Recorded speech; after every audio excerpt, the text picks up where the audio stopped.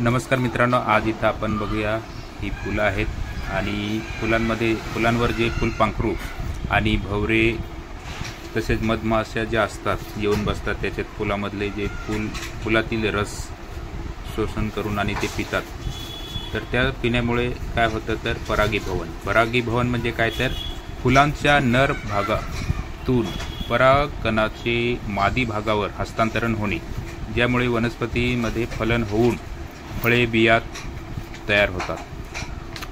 याच्यामध्ये महत्त्वाची भूमिका कोण बजावतं तर मधमाशा, फुलपाखरे, भवरा त्यांच्या शरीरावर परागकण घेऊन एका फुलापासून दुसऱ्या फुलावर जातात.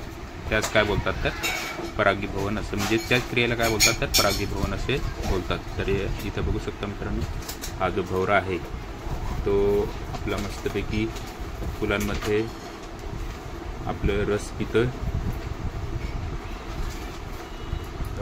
मस्तपैकी, आणि त्याच्या या रस पिण्यानेच जे आहे ते परागीभवन जे आहे ते होतं. तर अशा प्रकारे परागीभवन म्हणजे काय तर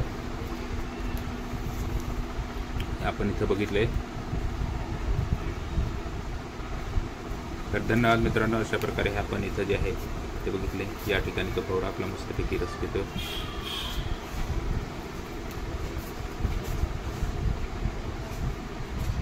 सुंदर अशी फुलं आहेत, तर बघू शकता.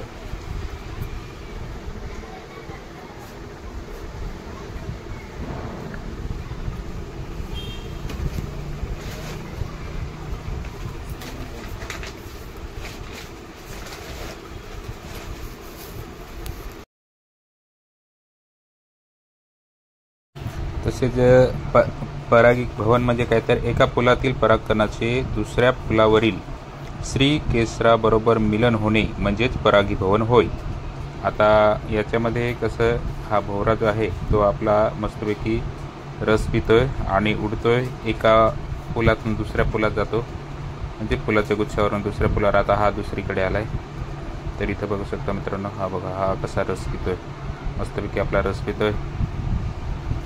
आणि महत्त्वाचं म्हणजे काय तर फलधारणेसाठी म्हणजे फळ तयार होण्यासाठी जे आहे ना ते परागीभवन ही एक अत्यंत आवश्यक प्रक्रिया असते आणि ती होणे खूप महत्त्वाचं असतं. म्हणजेच परागीभवन म्हणजेच परागकणाचे फळधारणेसाठी होणारे स्थलांतरण होय, म्हणजेच होणारे स्थलांतर होय. तर अशा प्रकारे हे जे आहे ते आपण इथं बघितलं. ही फुलं, सुंदर अशी फुलं आणि त्या फुलांचा आस्वाद घेणारा भवरा बघितला. तर या फुलांचं नाव काय आहे तर लेंटाना पिंक फ्लॉवर, म्हणजेच आमच्याकडे याला लताचं फूल असं बोलतात, लताचं फूल असे म्हणतात. आणि भवऱ्याला इंग्लिशमध्ये काय बोलतात तर फेरी स्किपर असं बोलतात भवऱ्याला इंग्लिशमध्ये. आणि परागीभवनला काय बोलतात तर प्रोसेस ऑफ पॉलिनेशन्स असं इंग्लिशमध्ये बोलतात.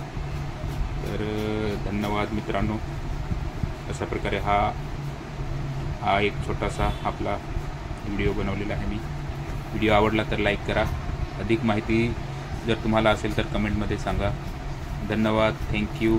जय हिंद, जय महाराष्ट्र. आणि आपल्या चॅनलला जरूर सबस्क्राईब करा. धन्यवाद, थँक्यू फॉर वॉचिंग. जय हिंद, जय महाराष्ट्र.